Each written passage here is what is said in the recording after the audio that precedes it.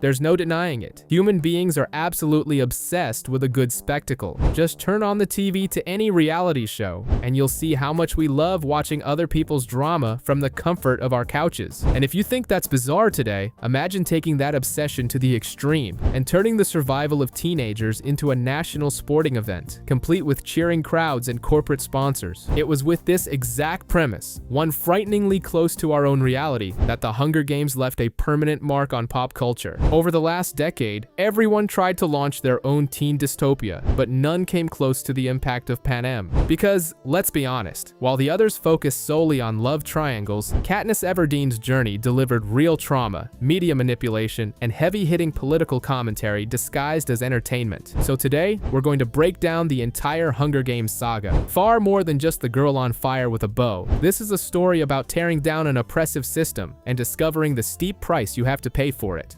Panem, 12 districts, 1 capital, and every year, as a brutal reminder that the District 13 rebellion hasn't been forgotten, the government selects 1 boy and 1 girl from each district between 12 and 18 years old to fight to the death in a televised arena. 74 years doing this. 74 editions of the Hunger Games, treated like a national sporting event, with cheering crowds, sponsors, and everything else. It's eternal punishment dressed up as entertainment. Katniss Everdeen is 16 and lives in District 12, the most miserable of them all. And on Reaping Day, the day the tributes' names are drawn, she does what she always does. Sneaks past the boundaries with Gale, her hunting partner. The woods are the only place where the two feel free enough to badmouth the Capitol without fear of reprisal. They hunt, gather whatever they can, and head to the Hob, the black market in District 12, to sell it all to buyers who don't ask questions. After the Hob, Katniss heads home and prepares for what's coming next. Because Reaping Day isn't just any day, it's the most tense day of the year. And Prim, Katniss's 12-year-old little sister, is terrified. Katniss does what she can to calm the girl down. She compliments the dress she's wearing, which is actually one of Katniss's old reaping outfits, a bit loose on Prim's frame, and drops that familiar "tuck your tail in, little duck." It's affectionate, simple, and says everything about what these two mean to each other. At the ceremony, the name Primrose Everdeen echoes through the square. Prim, 12 years old, the first reaping of her life, and her name was drawn. Katniss doesn't think twice. Before anyone can process what's happening, she screams that she volunteers. She takes her sister's place. This practically never happens in District 12.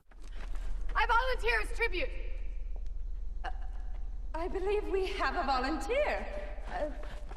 Their last victor was almost 24 years ago, so no one volunteers for anything because it's basically signing a death sentence. But Katniss signed it without blinking. The whole district falls silent. No one claps, no one cheers. Instead, one by one, the residents press 3 fingers of their left hand to their lips and hold them out to her. A silent salute. It's the highest gesture of respect these people have, and they give it to Katniss without hesitation. Right after, the male tribute is drawn, Peeta Mellark, and that name hits Katniss like a punch to the gut because she remembers him. She remembers a specific day when she was starving, literally, and Peeta purposely burned bread so he could throw it to her. He saved her life without asking for anything in return, and now they're both going into the same arena where only one can come back alive. Before boarding, Katniss and Peeta receive visitors. Her mother and Prim arrive first, and Katniss wastes no time on sentimental goodbyes. She makes her mother promise, really promise, that she won't check out again like she did when their father died in a mine explosion. When he died, her mother slipped into a depression so deep she basically abandoned her daughters. Katniss has carried the family on her back ever since. She knows she probably isn't coming back, but she needs to know Prim will be protected. To Prim, she promises she will try with everything she has. She'll fight to win. Katniss is first visited by Prim and her mother, and she speaks with her mother, asking her not to fall apart again if she dies and to take care of Prim. Prim gives Katniss the Mockingjay pin that Katniss had originally given her, saying it will keep her safe. It's tradition for every tribute to carry a personal item, and Katniss hadn't even thought about it until that moment. She accepts, a bit hesitant, not yet understanding the weight of that symbol. And finally,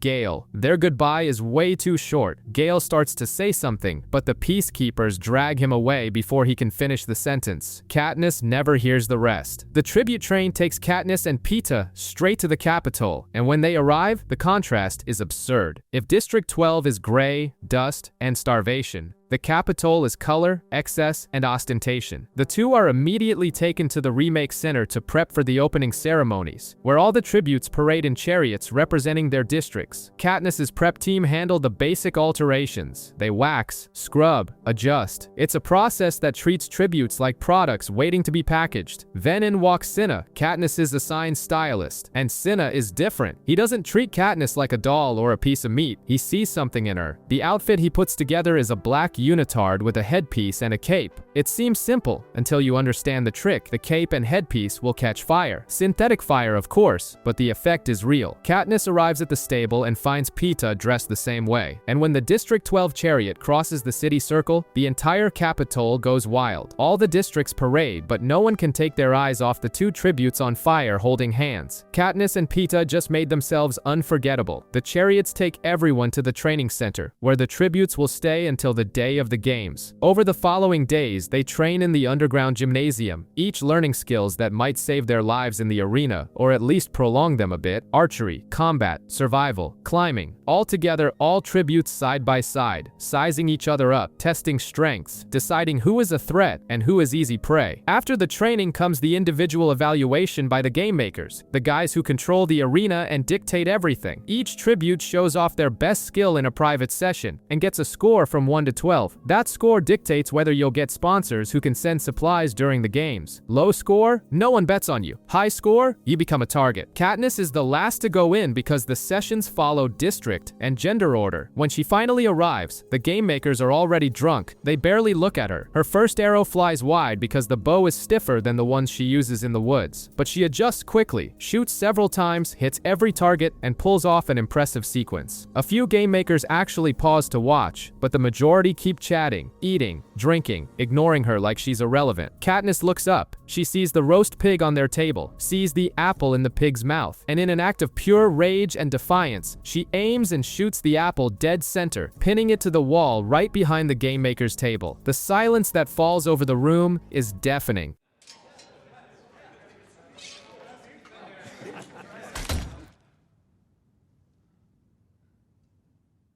Katniss thanks them, gives a mocking bow, and walks out. When the scores are revealed that night, Katniss gets an 11 out of 12, the highest score of all the tributes. Translation: she just painted the biggest possible target on her own back, but she also made sure the entirety of Panem knows who she is. The next day, the interviews. Cinna dresses Katniss in a stunning gown covered in jewels that move like flames when she twirls. Once again, she is the girl on fire. But the real moment of the night isn't hers. It's Peeta's. Because during his interview, live for the entire nation of Panem, Peeta Mellark declares he's in love with Katniss Everdeen. The Capitol audience melts. It's tragic, it's romantic, it's perfect television. Two teenagers from the same district, in love, and only one can survive. The sponsors basically open their wallets right on the spot, and then the bloodbath begins. The gong sounds and the 24 tributes are unleashed into the arena. In the center, the cornucopia, a golden structure surrounded by weapons, supplies, and backpacks.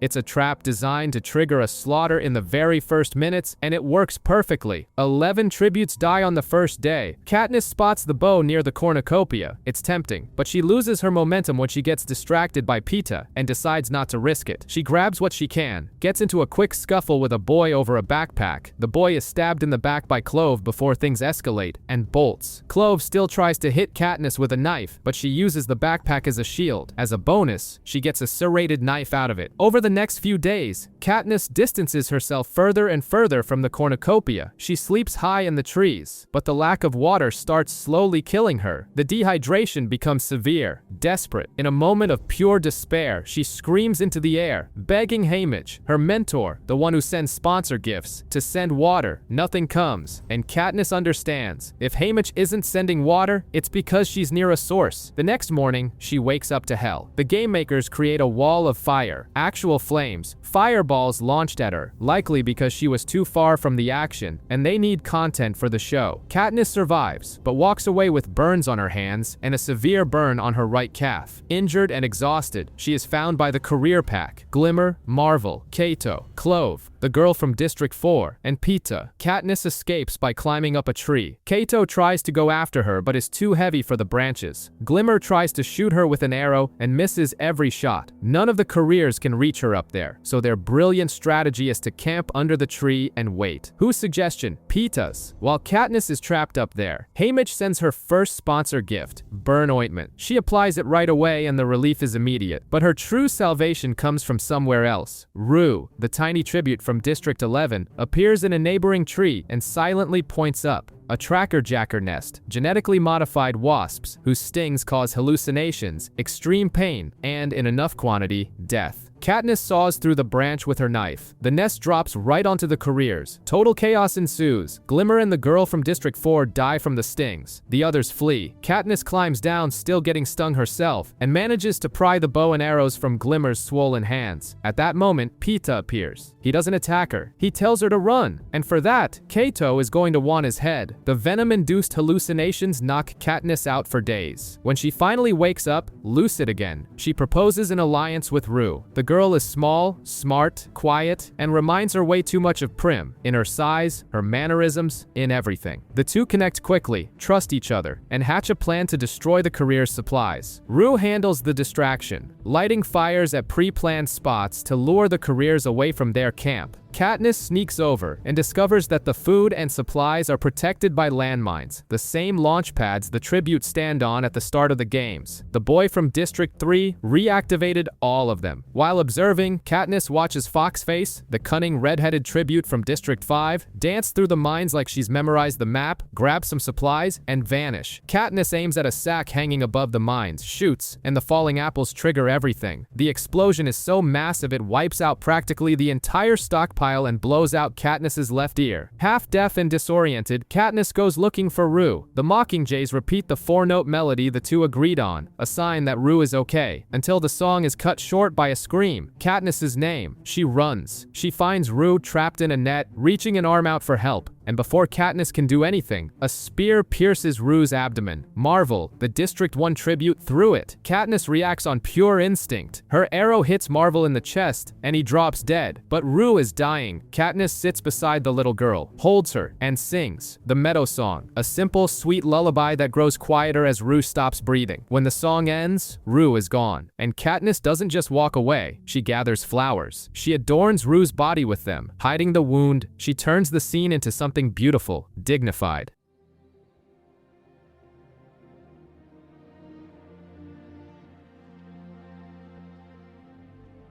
Then, she gives the same salute District 12 gave her, 3 fingers to the lips, held out toward her, a gesture of farewell that is also a gesture of rebellion, because decorating a dead tribute's body and treating her like a human being rather than a piece in a game is the most dangerous thing anyone can do in Panem. Then, Claudius Templesmith makes an announcement that changes everything. 2 tributes can win if they are from the same district. For the first time, Katniss doesn't have to choose between surviving and saving Peeta. She screams his name into the woods, completely forgetting that anyone nearby could hear her. Katniss finds Peeta camouflaged on the bank of a stream, so well hidden she almost steps on him, and his condition is terrifying. Kato slashed his leg with a sword. The wound is infected. Peeta has blood poisoning, and without treatment, he's going to die. Katniss does what she can, but it isn't enough, until Claudius Templesmith announces a feast. Each district will find the item they need most at the cornucopia. For District 12, it's medicine for Peeta's leg. Katniss knows she has to go. Peeta knows it's a trap and makes her promise she won't. Katniss agrees, and at the first opportunity, she mixes sleep syrup, sent by Haymitch, into Peeta's food. He passes out instantly. She has a whole day. At the feast, Foxface is the first. She's in and out so fast, Katniss misses her window. She sprints to the table, grabs the tiny backpack marked 12, small enough to fit on her wrist, and tries to run. Clove intercepts her. The first knife, Katniss deflects with her bow. The second opens a deep gash above her eye. Clove pins Katniss to the ground, presses the blade against her face, and starts taunting her. Talks about Rue's death. Talks about the slow death Katniss is going to have. Thresh, the massive tribute from District 11, Rue's district, appears out of nowhere. He pulls Clove off Katniss like she's made of paper. Asks if she killed Rue. Clove denies it, even though she had just been bragging about it. Thresh doesn't buy it. He caves her skull in with a rock. The cannon confirms the kill. Thresh looks at Katniss. She asks him to make it quick, but Thresh doesn't kill her. He spares her for Rue. because Katniss took care of Rue, sang to her, honored her death. A life for a life. He lets her go, grabs his and Kato's backpacks, and disappears. Katniss heads back to the cave, injects Peeta with the medicine, and passes out. The following days are for recovery. Peeta gets better. The two stay in the cave, rest, and hunt when they can. Thresh's cannon goes off during a thunderstorm. Cato probably caught up with him. Foxface dies in an almost ironic way. She steals and eats the berries Peeta gathered without knowing they were Nightlock, deadly poisonous berries. Too smart for her own good. The game makers are herding the three remaining tributes, Katniss, Peeta, and Cato, to the lake near the cornucopia. And when they get there, they find Cato running in pure desperation. Behind him, Capitol mutations, massive humanoid wolves that carry the physical traits of the dead tributes. It's disturbing on a level that goes far beyond physical danger. The final showdown takes place on top of the cornucopia. Cato grabs Peeta by the neck and uses him as a human shield against Katniss. If she shoots, she hits Peeta. If she doesn't, Cato throws them both to the mutts. Katniss aims at Cato's hand. Her arrow pierces his hand. He lets go of Peeta and plummets over the edge, but he doesn't die. The body armor he got from his district's supply pack protects him just enough to keep him alive while the mutts slowly tear him apart. The agony lasts for hours. Katniss finally ends his suffering with an arrow to the head. Out of mercy, not anger, the cannon fires. 2 tributes remaining. Same district. It should be the end. But the victory announcement never comes. Claudius Templesmith's voice echoes through the arena. The rule has been revoked. There can only be one victor. After everything they've been through, after changing the rules mid-game just to create television drama, they want Katniss and Peeta to kill each other. Katniss pulls out the Nightlock berries. She splits them with Peeta. The logic is simple and brutal. If the Capitol wants one victor, they get 0. 2 tributes dying by suicide live for the whole nation to watch would be an unacceptable political disaster. They raise the berries to their mouths, and right before they swallow, they are declared the victors.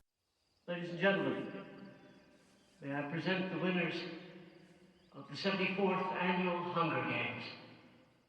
Winning should have been the end of the nightmare, but it's only the beginning of a new one. Haymitch pulls Katniss aside and explains, the Capitol is furious. What she did with the berries wasn't seen as an act of love, it was seen as defiance, rebellion. She made the game makers look like fools on national television, and now she needs to convince everyone, the president, the districts, all of Panem, that she did it out of love, not rebellion. Katniss dives fully into the role, the desperately in love girl who would rather die than live without her boy. She forces the romance, plays up every gesture, amplifies every feeling, all to survive again. Only this time outside the arena. But on the train ride back to District 12, the truth starts to slip, and the certainty that the game, the real game, is far from over. Katniss Everdeen is in the woods outside District 12, doing what she has always done best, hunting. Bow in hand, sharp eyes, the same instinct as always. Only now, there's something different. As she aims at a target, the image of Marvel, the tribute she killed in the arena, invades her mind like a flash. The boy's face, the arrow, the body falling. And when she blinks back to reality, the person in her sights is Gale. Katniss almost shoots. Almost. That is what the Hunger Games did to her. They brought her back alive, but not whole. The trauma lives right there, just beneath the skin, and it doesn't take much to wake it up. The two head back to the district, and life now should be different. Katniss and Peeta won the 74th Hunger Games. They are victors. They live in new, luxurious houses. They have food. They have comfort. But victory in this world doesn't mean freedom. It means the Capitol still owns them, only now with a prettier leash. And the proof of that knocks on Katniss's door in the form of President Coriolanus Snow himself. The most powerful man in Panem crosses the threshold of her home with a smile that looks like it's been rehearsed in front of a mirror since childhood, and what he says freezes her blood. Katniss has inspired rebellions in the districts. That stunt with the berries, when she and Peeta threatened to kill themselves together to force 2 victors, wasn't seen as an act of desperate love. It was seen as defiance, as disobedience, as hope. Snow orders Katniss to convince the entire country that it was all for love, that the berry stunt had nothing political about it, that she and Peeta are just 2 star-crossed lovers. And she needs to convince not only the districts, not only the cameras, she needs to convince Snow himself, otherwise everyone she loves will suffer the consequences. And the problem is that Katniss and Peeta, since returning home, barely speak to each other. In front of the cameras, they smile, embrace, and play the perfect couple. But off camera, it's ice, because her love was an act, his wasn't. Peeta knows that, and it hurts. When they finally embark on the Victory Tour, a mandatory tradition where the victors visit each district to honor the dead tributes, Peeta does something unexpected. He thanks Katniss for saving them both in the arena, and he suggests that since the romance is fiction, at least their friendship can be real. Katniss accepts. It's the most she can offer. The first stop is District 11, the home of Rue and Thresh. Of all the districts, this is the most heavily charged, because Rue was just a little girl, and Thresh spared Katniss's life when he could have ended it. Katniss and Peeta had prepared speeches, written by the Capitol, harmless and disposable. Peeta throws his in the trash. Instead of reading dead words, he promises to donate a portion of their winnings annually to Rue and Thresh's families, something that goes against all conventions. Katniss, in turn, speaks from the heart. She thanks Thresh. She cries when speaking of Rue. The pain is real, and District 11 feels every word. And then, an old man in the crowd whistles. It's the melody Katniss and Rue used to communicate in the arena. Then, he raises his hand with 3 fingers, the District 12 salute, a gesture of respect, of solidarity. The entire crowd repeats the gesture. Hundreds of hands in the air, in silence, in defiance. The peacekeepers don't tolerate it. They drag the old man to the stage and execute him right there, in front of everyone. Katniss watches in horror, furious, powerless. Haymitch meets the two backstage and makes it clear. The romance act isn't just for the tour anymore. It's for the rest of their lives. Because as victors, they will be mentors in the upcoming games, and the Capitol will never take its eyes off them. The show is permanent, with Snow's threat weighing on her back and the very real fear of more reprisals. Katniss and Peeta stick to the script strictly for the rest of the tour. They read what they are told to read. They smile when they are told to smile. But that doesn't stop the districts from continuing to react. Another man is dragged away for doing the 3-finger salute. A little girl tells Katniss, her eyes shining, that she plans to volunteer for the games when she's old enough, because Katniss is her inspiration. And it is at this moment that Katniss realizes nothing she does will calm the districts. She ignited a spark that has already turned into a fire. So, in desperation, she proposes something radical, a public engagement to Peeta. If the country wants a love story, she will give them the greatest one of all. The announcement is made on Caesar Flickerman's show, with all the pomp and circumstance the Capitol loves. A party at the president's mansion celebrates the couple, but when Katniss locks eyes with Snow across the ballroom, he simply shakes his head. Negative. She failed. At this same party, Katniss meets Plutarch Heavensbee, the new head game maker, the replacement for Seneca Crane, who supposedly committed suicide after the previous year's fiasco. The two share a brief dance, exchange tense words, and something in Plutarch's eyes seems to calculate every move. Far from the parties and cameras, Snow watches footage of rebels fighting in District 8. They carry flags bearing the symbol of the Mockingjay, the emblem that has become synonymous with Katniss. Snow knows she didn't plan any of it, that she just wanted to survive. But intent doesn't matter when the result is a brewing revolution. Snow wants Katniss dead, period. But Plutarch offers an alternative. Instead of killing her and turning her into a martyr, use her to show the districts how victors become Capitol puppets. At the same time, tighten the grip on the districts, suffocate their hope. Snow ponders it. He knows fear doesn't always extinguish hope, but he agrees to test Plutarch's plan, for now. Show them that she's one of us now.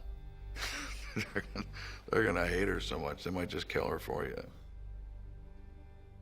Back in District 12, Katniss meets with Gale and tells him everything. Snow's threat, the danger to their families. She begs him to run away with her. Her, Gale, Peeta, everyone. But Gale, who is in love with her and furious about this engagement to Peeta, completely changes his tune when Katniss mentions seeing an uprising in District 8. His eyes light up. Run? Now? When people are finally fighting back? No way. Gale wants to stay and fight. Before they can argue further, a new squad of peacekeepers arrives in District 12. More violent, more rigid, more cruel. Their leader is Thread, and he hasn't come to keep order. He's come to crush any shadow of resistance. When Thread attacks an elderly black market vendor, Gale steps in. Thread drags him to the public square and begins to whip him. Katniss rushes to intervene and takes a hit to the face. Thread prepares to shoot them both when Haymitch and Peeta show up, reminding the peacekeeper that Katniss is the Capitol's darling. Killing her now would be terrible for him. Thread lowers his weapon but leaves a warning. Any trouble, from anyone, everyone, and he kills them all. Immediate curfew. Dissidents will be shot on sight. Katniss looks at the battered Gale, looks at the reality of the district, and makes a decision. She isn't going to run. She isn't going to hide. She is going to stay and cause as much trouble as possible. Prim, her younger sister, supports her without hesitation. When Snow and Plutarch discuss the incident, Snow loses his patience. He wants Katniss eliminated now. Plutarch agrees she needs to die, but insists it has to be under the right circumstances, and he suggests a way. President Snow goes on national television and announces the third quarter quell, the special edition of the Hunger Games that happens every 25 years. The rule this time, all tributes will be reaped from the existing pool of victors, meaning people who have already survived the arena will have to go back into it. Katniss understands immediately. She is the only living female victor from District 12. There is no draw, no escape. She is going back to the arena, and that is exactly the point. After the initial shock, the panic, the anger, Katniss seeks out Haymitch and makes a deal. If Peeta goes into the games with her, Haymitch will ensure Peeta comes out alive, not her. Peeta, because in her mind, Peeta is a better person than she or Haymitch will ever be. At the reaping, Effie Trinket, the always perfumed and colorful escort for District 12, draws the names. Katniss, being the only female option, is automatically selected, and for the males, the name drawn is Haymitch. Before he can even react, Peeta volunteers to take his place, to protect Katniss, even knowing what that means. This time, there are no goodbyes. They are sent straight to the train, with no chance to hug their loved ones one last time. In the Capitol, Haymitch advises Katniss. She needs allies. These games are different. The other tributes have known each other for years. Many are friends, and they will form alliances against her and Peeta. The career tributes are there. Kashmir and Gloss from District 1, Brutus and Enobaria from District 2, Joanna Mason from District 7 is temperamental and unpredictable. Finnick Odair from District 4 is the Capitol's darling, beautiful, and deadly skilled. Katniss doesn't trust any of them, but she grows closer to the District 3 tributes, Yress and Beatty, two brilliant minds, and to Mags, Finnick's district partner, a kind and courageous older woman. Katniss's skill with the bow impresses everyone, and she becomes a coveted ally. But on the eve of the games, she confesses to Peeta she doesn't want an alliance with anyone else, only him. The final interview with Caesar Flickerman is a spectacle. The tributes are furious. All of them. They are victors. They are legends. And now they are being thrown back into the arena like cattle. Some try to convince the audience, and the president himself, to cancel the games. Snow forces Katniss to wear her wedding dress for the interview, a calculated humiliation. But Cinna, her stylist and loyal friend, has prepared a surprise. When Katniss spins on stage, the white dress catches fire and transforms into a Mockingjay dress, the symbol of the rebellion, on national television. Snow is livid. Peeta doesn't hold back either. He lies on live TV, saying he and Katniss married in secret and that she is pregnant. The crowd goes wild, and to top it off, all the tributes hold hands on stage, united, defying the Capitol in front of the entire country. The broadcast is abruptly cut, but the games go on. Effie says goodbye to Katniss and Peeta with tears in her eyes. She says they deserved better, that she is truly sorry. It's genuine, and coming from someone so deeply entrenched in Capitol culture, it carries more weight than any speech. Katniss reminds Haymitch of his promise to keep Peeta alive, and he gives his final piece of advice before the arena. When you're in there, remember who the real enemy is. Seconds before the launch, peacekeepers storm the launch room. They grab Cinna and beat him unconscious, dragging him away while Katniss watches helplessly, trapped inside the glass cylinder. It's the last thing she sees before ascending into the arena. And what an arena it is! A tropical jungle surrounds a giant saltwater lake, with the cornucopia in the center. 12 narrow stone pathways divide the lake into slices, like a deadly pie.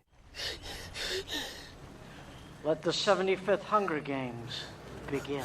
The initial bloodbath is brutal, but Katniss finds Finnick Odair, who is wearing a golden bangle belonging to Haymitch. The signal is clear. Trust him. Finnick rescues Peeta from the water. They grab weapons and head into the jungle. Snow watches from the control room with Plutarch by his side. He is already impatient. Plutarch tells him to be calm. He wants the audience to watch Katniss become a cold-blooded killer. Snow doesn't care about the method, as long as the result is Katniss dead. In the jungle, Katniss notices a strange shimmer in the air. The force field bordering the arena. She warns Peeta, but too late. He touches the force field and his heart stops. Finnick acts fast, performs CPR, and brings Peeta back. Katniss, who for a moment thought she had lost him, can barely breathe from relief. During the night, a thick, poisonous fog begins to spread through the jungle. It's corrosive, burning the skin on contact. The four of them run, but Mags can't keep up. And then she does something no one asks for, but everyone understands. She walks straight into the fog so the others can escape. Finnick tries to grab her, but it's too late. The old woman sacrifices herself without saying a word. And Finnick, the guy the Capitol sells as an icon of beauty and charm, cries like a child who just lost his grandmother. The fog stops after a certain distance, as if it has a programmed limit. They rest, but the truce is short-lived. A troop of mutant mandrills attacks. In the chaos of the fight, a tribute from District 6, a morphling addict no one would have bet on, throws herself in front of Peeta and saves him, dying in his place. On the beach at dawn, they meet up with Wyres, Beetee, and Joanna. Wyres is in shock after going through a section of the arena where it rained blood. Beetee is wounded, but he is carrying a mysterious spool of wire, and Wyres, despite her state, discovers something crucial. The arena operates like a clock. Every hour, a different section triggers a specific attack. She tries to explain, but can only repeat one phrase. Tick-tock. The tail of the cornucopia points to 12 o'clock, where a lightning storm strikes a giant tree right on the dot at midnight. The 6 allies head to the cornucopia to get a better look at the clock system, but they are ambushed by the careers. Gloss fatally stabs Wyres. Katniss reacts instantly, hitting Gloss in the heart with an arrow. Joanna takes down Kashmir with her axe. Brutus and Enobaria flee. In the control room, Plutarch spins the cornucopia island to disorient the tributes. Just as Katniss is thrown into the water and seems about to drown, he stops the rotation abruptly. After regrouping, Katniss and Finnick are drawn to a section of the clock inhabited by jabberjays, mutant birds that mimic voices. But not just any voices. The voices of the people they love, screaming in agony. Katniss hears Prim. Finnick hears Annie. It is pure psychological torture, and it lasts a full hour. At night, Katniss and Peeta discuss leaving the Alliance. She knows that as soon as the careers are dead, she'll have to face Finnick and Beetee, and she doesn't want to kill them. But she has to, if she wants to keep Peeta alive. They agree to break off from the Alliance after midnight. Then Peeta says something that changes everything. He says that whatever deal Katniss made with Haymitch to keep him alive, Haymitch made promises to him too. And Peeta's reasoning is simple and devastating. If Katniss dies, he has nothing to live for. But she does. She has Prim, she has her mother, she has Gale. People who need her. Nobody needs him. Katniss looks at him and says she does need him, and she kisses him. No cameras, no strategy, no audience. For the first time, it's real. In the control room, Snow smiles in satisfaction. Plutarch predicted she would reach this point, that she would sacrifice herself for Peeta. Snow agrees, and Plutarch stands up, tells him to enjoy the rest of the show, and leaves the room. Beetee pitches a plan. Use the conductive wire he's carrying to connect the lightning-struck tree to the saltwater lake. When the lightning hits at midnight, the electricity will fry anyone in the water or on the wet sand. The targets, Brutus and Enobaria. Finnick and Peeta stay behind to protect Beetee near the tree. Katniss and Joanna take the wire down to the beach. Katniss and Peeta don't want to separate, but she accepts the task when Finnick and Beetee imply she's planning to betray the Alliance. She tells Peeta she will see him at midnight and walks away. The wire is unexpectedly cut, and before Katniss can react, Joanna bashes her in the head, knocks her to the ground, and carves the tracker out of her arm with a knife. Katniss is confused, bleeding, betrayed, but Joanna whispers, "Stay down! The careers are hunting them," and she runs off, drawing Brutus and Enobaria away. Katniss, wounded and disoriented, drags herself back toward the tree looking for Peeta. She doesn't find him, only Beetee, unconscious, dazed after trying to touch the force field with the wire. A cannon fires, the sound that announces a tribute's death, and Katniss panics. She calls for Peeta, screams his name. Nothing. Finnick appears. Katniss raises her bow to shoot him, but Finnick doesn't attack. Instead, he repeats Haymitch's words, "Remember who the real enemy is," and Katniss understands. She takes the remaining wire, ties it to the tip of an arrow, and aims at the sky. Finnick screams for her not to do it, but she fires. The arrow hits the force field at the exact moment the lightning strikes the tree. The surge of energy blows the tree into hundreds of sparks. The force field around the entire arena collapses. Pieces of the dome come crashing down in flames. The control room loses power. Snow furiously calls Plutarch Heavensby. Plutarch doesn't answer. Plutarch is already gone. Katniss, electrocuted and paralyzed by the blast, lies on the ground, unable to move. Her eyes watch the wreckage of the arena falling around her like meteors. A hovercraft descends amidst the destruction and scoops her up before she completely passes out.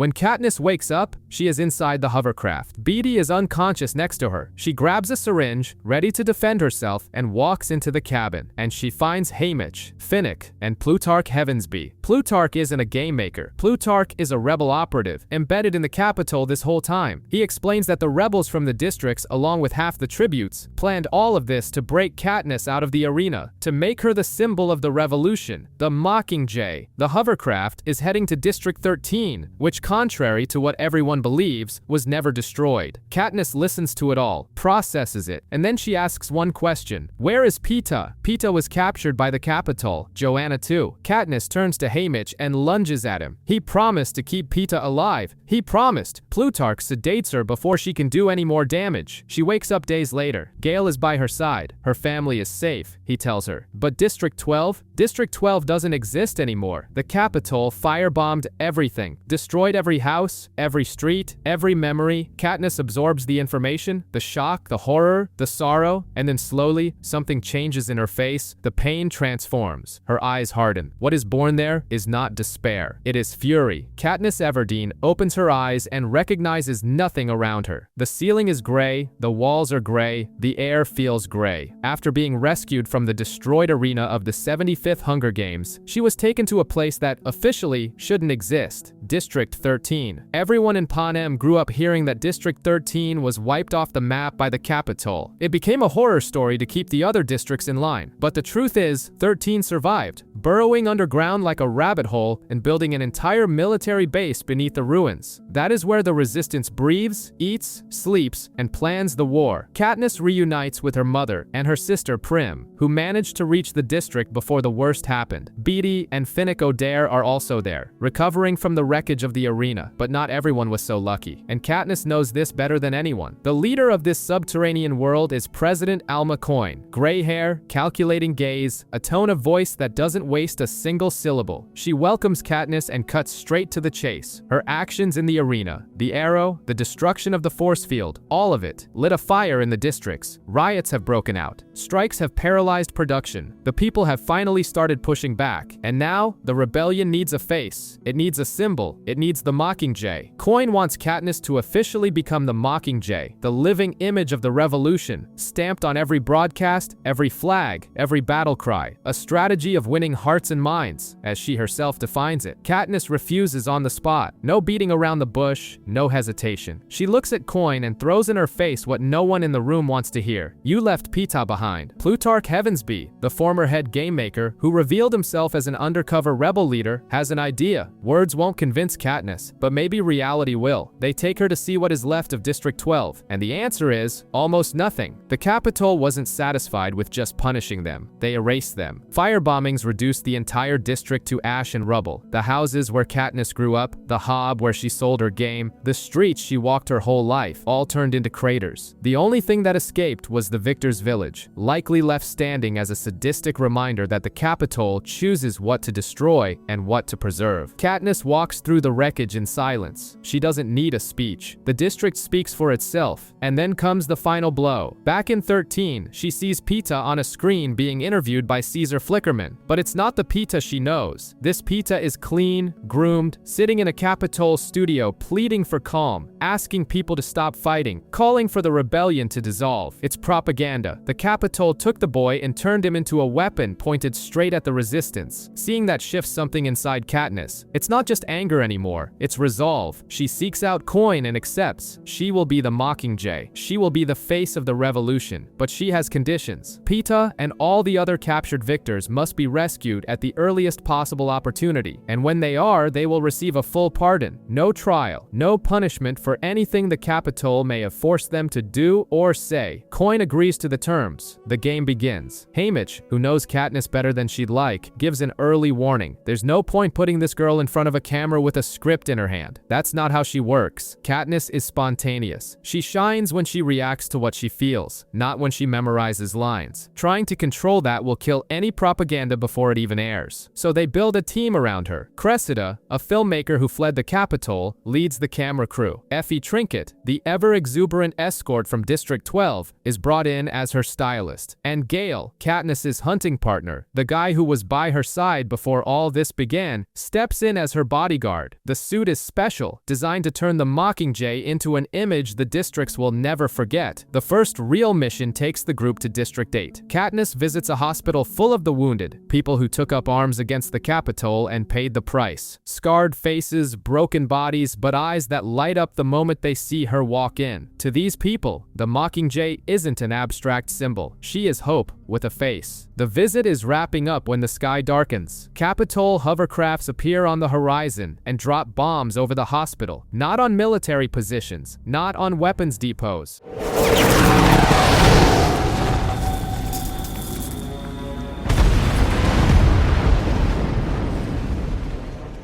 On the hospital, the place filled with people who could no longer fight. Everyone inside dies. The cruelty is so calculated, so surgical in its malice, that Katniss can't process the pain as anything other than fury. Still covered in dust and smoke, she looks dead into the camera and unleashes a speech that needs no script. Every word is loaded with real anger, with real loss. It isn't acting. It's the most authentic thing that has ever aired in Panem, and Beatty ensures it does air. The genius from District 3 hacks the Capitol's television feed and broadcasts Katniss's speech to the entire country, hijacking Snow's propaganda with the raw truth. The team returns to District 12 for another shoot. This time, it's Gale who speaks. He recounts in detail how the destruction of the district went down, the firebombing, the chaos, the people running with nowhere to go. The camera captures every word as the rubble serves as the backdrop.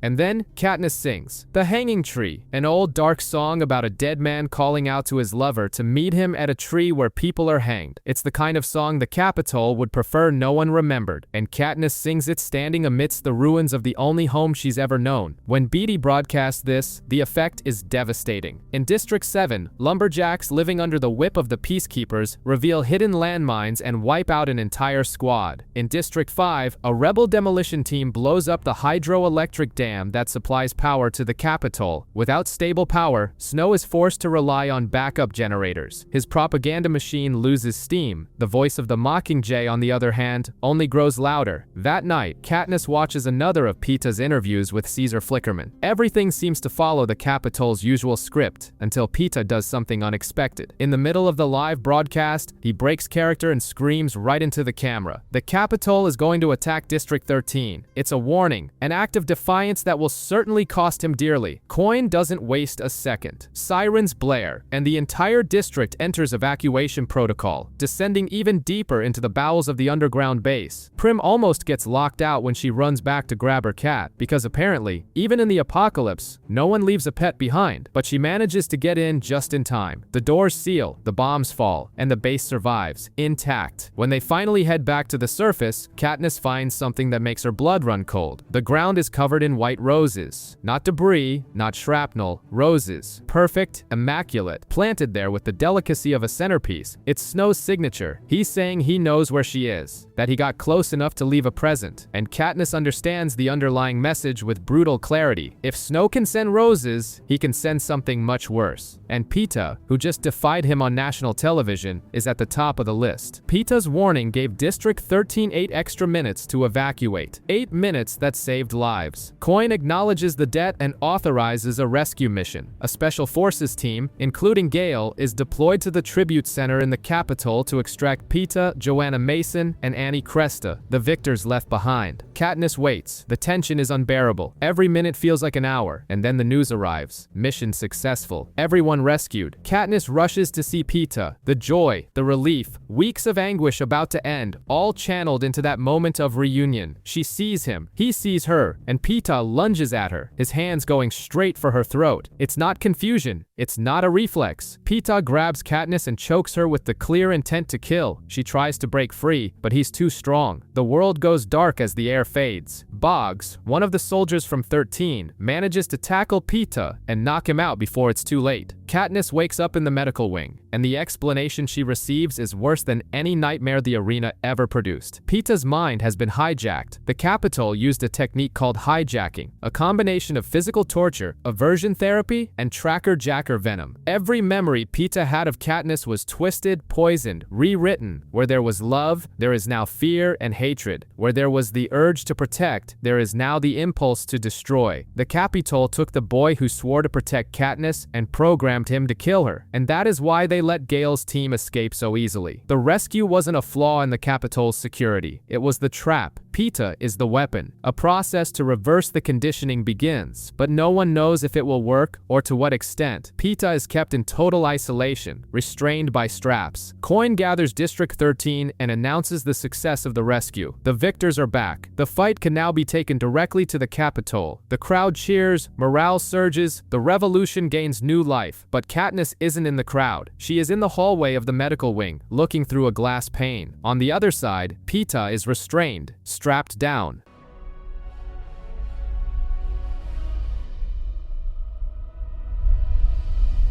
The districts may be rising up, but there, in that quiet hallway, Katniss Everdeen has never been so alone. Katniss is still recovering, and not from just any battle, not from an arena, not from an explosion. She's recovering from being nearly strangled to death by the guy who once declared his love for her on national television. Peeta Mellark, the boy with the bread, the guy who bled for her in 2 arenas, tried to kill her with his bare hands, all because of what the Capitol did to his head. But Katniss Everdeen isn't the type of person to sit around licking her wounds. Barely out of bed, she goes straight to President Coin with one request: to be sent to District 2, the last stronghold outside rebel control. Coin authorizes it, and off she goes. In District 2, things are tense. Katniss finds herself clashing with Gale, her hunting partner, her oldest friend, over a question that will define the kind of revolution they're building. How much mercy should be shown to those who supported the Capitol? Gale has a harsher, more pragmatic view. To him, anyone on the wrong side of history has to face the consequences. Katniss isn't so sure. The rebels put a plan devised by Gale and Beatty into action to destroy the Capitol's weapons supply in District 2. It works. The district's refugees are cornered, forced to surrender, and Katniss is right there, filming another propo to feed the rebel propaganda machine. But when she sees the reality on the ground, the desperate faces, she can't just stand by and watch. She tries to intervene, tries to stop further bloodshed, and she takes a bullet for it. Meanwhile, on the other side of the war, President Snow receives news that doesn't please him one bit. His minister, Antonius, made the mistake of getting the Capitol's best troops cornered in District 2. Snow isn't the kind of leader who accepts apologies. He poisons the minister right then and there, in front of the others, without even raising his voice. A silent demonstration that incompetence comes at a very specific price in his government. After eliminating the problem, Snow gives his final orders: pull all peacekeepers back to the center of the Capitol and activate the game makers to set up new defenses. If the rebels want the Capitol, they're going to pay dearly for every square inch. The entire city is going to become an arena. Katniss recovers from the gunshot, and during her recovery, she goes to visit Peeta. He's slowly regaining some memories, but he's still unstable, still carrying that Capitol-implanted resentment toward her. Every visit is like walking through a minefield. He looks at her with confusion, sometimes with anger, and Katniss feels each of those reactions like a knife. This throws her into a deep depression. She goes to Coin with a direct request: let me kill Snow. That's my final mission. Coin flat out refuses. Katniss is more valuable alive and in one piece, as the symbol of the revolution, than risking her life on a suicide mission. The answer isn't surprising, but it's frustrating. Then comes a moment of light in the midst of so much darkness: the wedding of Finnick Odair and Annie Cresta. After everything these two have been through, the arenas, the separation, the torture, they finally get to have this. It's brief, it's simple, but it's genuine, and it's in the middle of the celebration that Joanna Mason pulls Katniss aside and drops some valuable information. There's a hovercraft heading for the outskirts of the Capitol, where Commander Paler is gathering troops for a massive assault on the city. Katniss doesn't think twice. She stows away on that ship. When she arrives, the rebels welcome her with open arms. Coin, not so much, but there isn't much she can do now. Katniss is already there, and sending her back would be worse for troop morale than letting her stay. Katniss, her camera crew, Finnick, and Gale are assigned to Squad 451, the so-called Star Squad, led by Boggs. Their mission, however, isn't exactly what Katniss had in mind. They aren't going to lead the invasion. They're going to stay in the back, trailing the real troops, acting as the pretty face of the rebellion for the cameras. But even in the rear guard, the Capitol doesn't make it easy. The streets are riddled with pods, booby traps designed by the game makers, and the squad has to use a holographic map called the Holo to navigate without being blown to pieces. Finnick looks at it all and drops a line with his trademark biting cynicism. "Ladies and gentlemen, welcome to the 76th Hunger Games." The joke would be funny if it weren't so terrifyingly accurate. And then comes the surprise nobody asked for. Peeta is assigned to the squad by direct order from Coin, even though he's still vulnerable to the Capitol's conditioning, even though he is, essentially, a walking time bomb. Boggs pulls Katniss aside and warns her, "Be careful. Coin sees you as a threat to her authority. Putting Peeta here might be her indirect way of taking you out." This changes everything. Katniss starts out hostile toward Peeta, distrustful, keeping her distance. But gradually, as they advance through the Capitol streets together, she realizes something. Peeta is fighting, not against her, but against himself. He can't distinguish real memories from the implanted ones. And this vulnerability, this honesty about his own condition, makes Katniss lower her guard. The squad keeps pushing through the Capitol when everything completely falls apart. An unmarked pod on the map is triggered, hitting Boggs dead on. Mortally wounded, he transfers command of the squad to Katniss and whispers his dying words, "Do what you came to do." Another pod is activated right after, unleashing a wave of black sludge that swallows everything. In the chaos, Peeta's conditioning takes over again. He attacks Katniss, and in the process, shoves Mitchell straight into the sludge. Finnick manages to hold him down long enough for the squad to escape and take cover in a building. Mitchell isn't so lucky. With Boggs dead and command in her hands, Katniss makes a decision that will define everything from here on out. She lies. She tells the squad that she received direct orders from Coin to assassinate Snow. It's a secret, urgent mission, and they need to keep moving. They are forced to leave the League sisters behind, as one of them is too severely wounded to continue. When they take cover in another building, peacekeepers firebomb their previous hideout. The sisters are killed.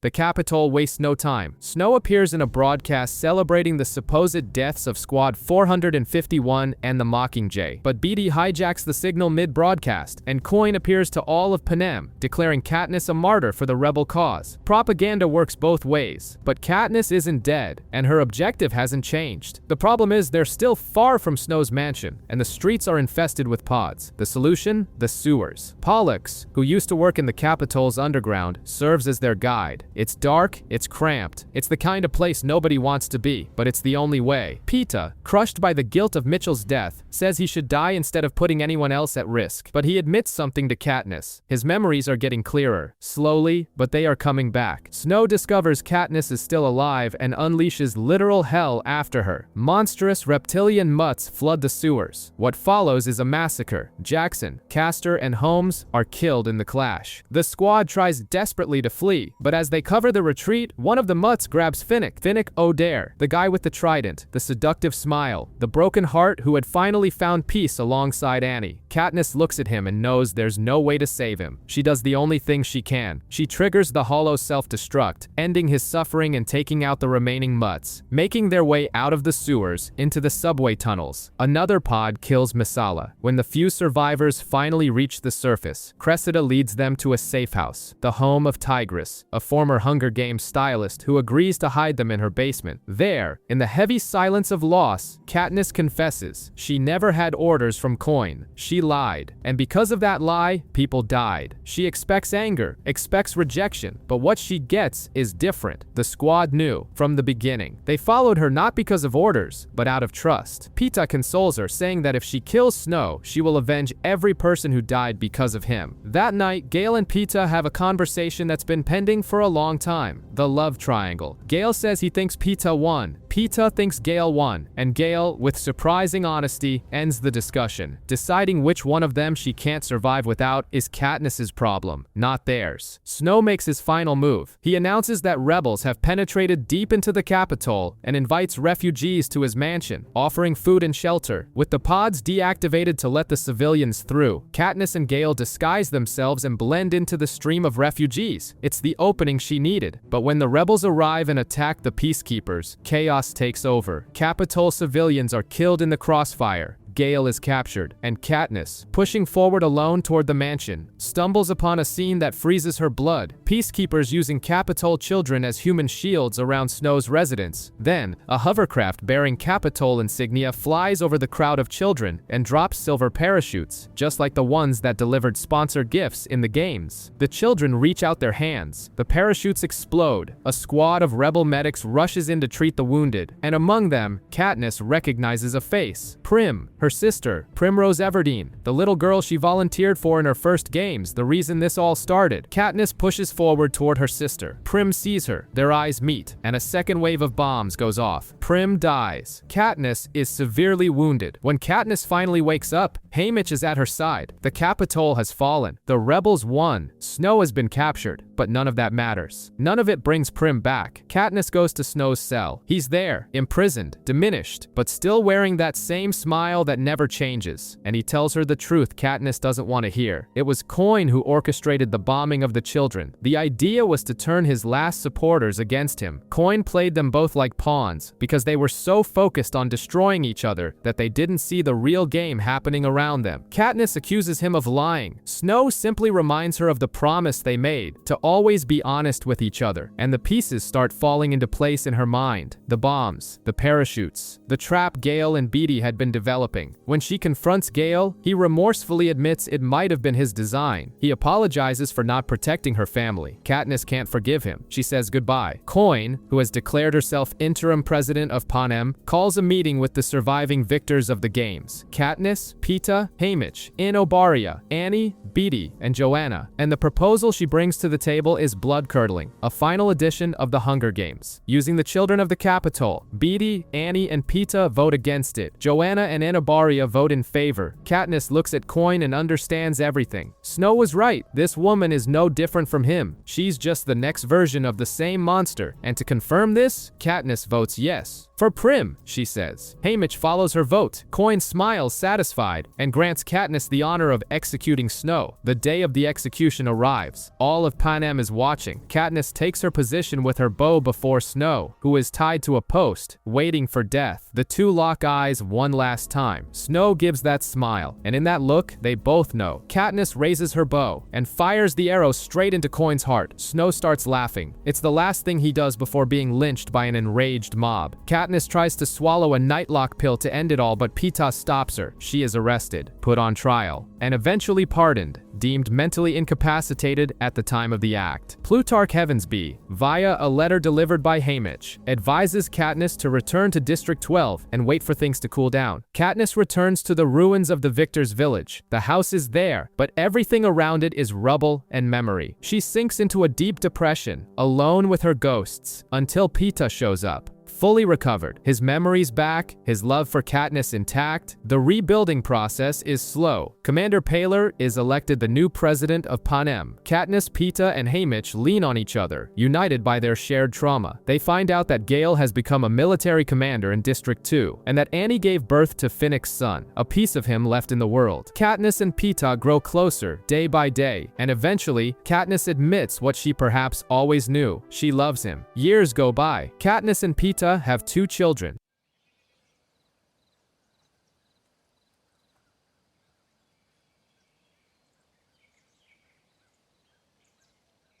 The baby wakes up from a nightmare, and Katniss comforts him while thinking of the own nightmares that still haunt her. She tells him she made up a game, making a list of every good thing she's ever seen someone do. She admits the game gets a little tedious over the years, but she looks at the camera with a smile that carries everything she's been through and says, "There are much worse games to play," and the screen fades to black. Ravaged streets, crumbling buildings, a child being guided by his older cousin through the rubble of what was once the most glamorous part of Panem. This is the Capitol nobody shows in the parades, in the games, in the glitz-filled interviews. And that child, Coriolanus Snow, Tigress, his cousin, takes little Coriolanus to a food source amid that devastation. But a rabid dog appears on their way, and Tigress doesn't hesitate. She throws something at the animal and pulls the boy away. They hide behind a pillar trying to catch their breath when they witness something no child should ever see. A seemingly respectable man, on his knees on the ground, sawing the leg off a corpse. Coriolanus asks his cousin why anyone would do that. Her answer is simple and brutal. He is starving to death. They manage to get home, but the relief lasts exactly as long as it takes to open the door. Their grandmother, the grandmom, is sitting between two peacekeepers. She explains that Coriolanus' father was killed by a rebel trap on the outskirts of District 12, 3 years before the first Hunger Games. This is the world Coriolanus Snow grows up in. 13 years pass. The scared boy who saw a man eat human flesh is now an elegant young man in his final year at the academy. It's reaping day, and there is something at stake far beyond the tributes: the Plinth Prize. This prize goes to the top-performing student, granting access to the highest echelons of government and paying for full university tuition. For any other academy student, this would be a bonus. For Coriolanus Snow, it's a matter of survival. Since the war, the Snow family has lost everything. The name still carries weight, but the bank account doesn't match. In the morning, Coriolanus looks for his father's dress shirt to wear to the ceremony. He can't find it, but Tigress appears with it transformed. She sewed bleached white curtains and buttons made of tesserae to give it a flawless look. It's the kind of detail that sums up this entire family. The perfect facade hiding the destitution behind it. At the academy, Coriolanus meets his friends: Festus Creed, Arachne Crane, and Felix Ravenstill, the son of the president himself. The topic of conversation is Sejanus Plinth, son of Strabo Plinth, the man who created the Plinth Prize. The Plinth family is originally from District 2, but the father bought their way into the Capitol with his wealth. Sejanus shows up, and when asked who won the prize, he refuses to say. The anthem plays, everyone sits. Sejanus whispers to Coriolanus, "There will be no prize today," and he's not joking. Stepping onto the stage is Dr. Gall, head game maker and leader of the Capitol's War Department. She gives a speech about the new generation, full of expectations and poison disguised as praise. Then she introduces Dean Casca Highbottom, the creator of the Hunger Games, who is clearly high on morphling. Highbottom cuts to the chase. The citizens of the Capitol are bored with the games. Nobody watches anymore. So the Plinth Prize will no longer be awarded based on grades. Now, each student will mentor a tribute, and the prize will go to whoever manages to turn their tribute into a spectacle that holds the camera's attention. Arachne complains that she might end up with a weak tribute, but Highbottom cuts her off immediately. Their job isn't to make the tribute survive, it's to make the tribute perform. The message is clear. These kids aren't there to save anyone, they're there to entertain. The reaping begins. Sejanus gets the boy from District 2, Marcus, and is visibly disturbed by it. Coriolanus gets the girl from District 12, Lucy Gray Baird. And then something nobody expected happens. During the reaping in District 12, Lucy Gray drops a snake down the dress of Mayfair. As chaos ensues, Lucy Gray begins to sing, a voice that stops everyone in their tracks. Coriolanus, watching from afar, is completely mesmerized. After the ceremony, Coriolanus is called in for a private meeting with Highbottom. The dean makes it clear that he knows about the Snow family's poverty, no matter how hard Coriolanus tries to hide it. And there's more. There's a grudge against him that Highbottom doesn't even bother to explain. He simply has it out for the kid. That evening, Tigress gives him the most important piece of advice in the movie: make Lucy Gray trust you. If she sings, the audience will pay attention. And if the audience pays attention, the prize is yours. Coriolanus goes to the train station where the tributes arrive in cattle cars. Literally cattle cars. He brings a white rose that the grandmom grew and hands it to Lucy Gray. She's not overly impressed, but she accepts it. Coriolanus decides to escort her to their final destination, stepping into the cargo car with the other tributes. A bold move. Almost fatal actually, because the District 11 tribute, Reaper Ash, nearly strangles him right there. The train car dumps everyone at the old monkey enclosure in the Capitol Zoo. That's right, the tributes are going to be put on display like animals before the games.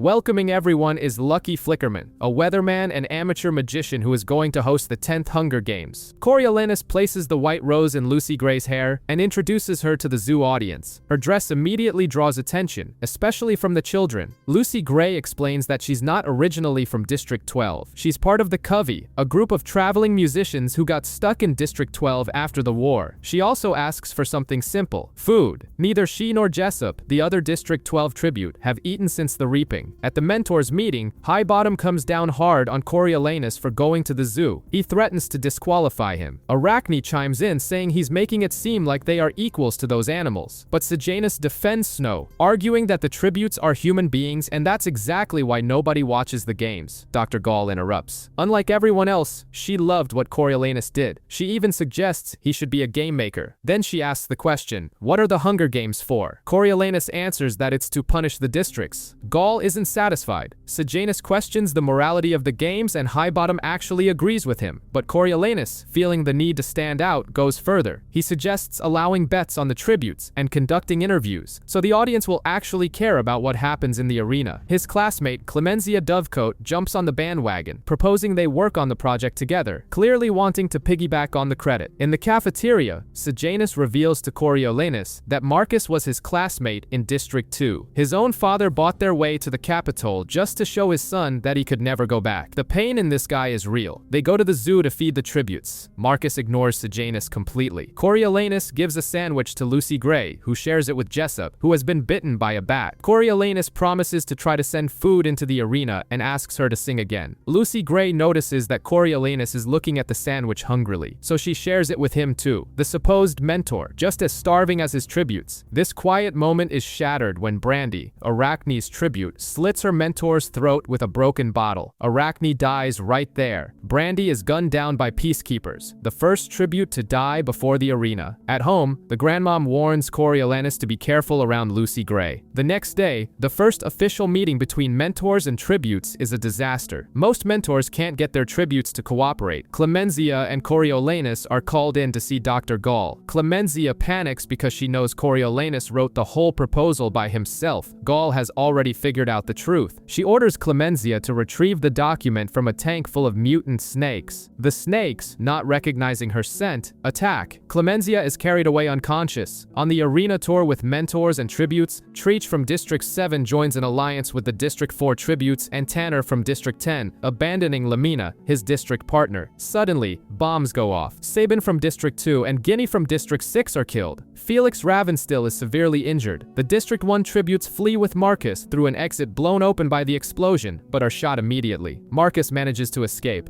Amid the chaos, with debris catching fire, Lucy Gray has a chance to run, but she doesn't. She turns back to save Coriolanus. Coriolanus wakes up in the hospital. He watches on TV as Lucy Gray sings a song about an ex-boyfriend during the interviews, racking up sponsor donations. He decides to return the favor. He sneaks into the bombed-out arena, discovers tunnels where she can hide, and hands her his mother's makeup compact, filled with rat poison. Lucy Gray tells him that her ex, Billy Tope, got involved with Mayfair. Out of jealousy, Mayfair had her father purposely put Lucy Gray's name in the reaping. The day of the 10th Hunger Games arrives. Coriolanus enters the control room with his communicuff to send sponsor gifts. Highbottom warns him to keep Sejanus seated near the door. Lucky shows up with a sealed envelope where he wrote his prediction for the victor. The tributes enter the arena and find Marcus, beaten and strung up from a crossbeam in the center. Sejanus sees this and loses it. He smashes a chair against the screen and storms out, screaming that everyone there is a monster. Lucky starts the countdown. The games begin. Most of the tributes sprint to the cornucopia. Lucy Gray desperately calls for Jessup and manages to pull him into the tunnels against Coriolanus' wishes. The District 5 tributes, High and Saul, follow them, but the District 4, 7, and 10 alliance, the Pack, is right behind them. Lucy Gray slips through a crack in the wall leading to another room. Jessup manages to follow. Saul tries to squeeze through too, gets stuck halfway, grabbing onto Jessup's leg. High is ambushed and killed by Mizzen and Treach. Saul, with her body split between both sides of the crack, is stabbed with a trident by Coral. The bloodbath ends with the tributes from Districts 3, 5, and 9 dead. Lucky is in the middle of a weather forecast when Lamina from District 7 appears and Mercy kills Marcus with an axe. Her mentor, Pup Harrington, sends the first sponsor gift in Hunger Games history. The drone arrives but crashes into a pole. Minor details.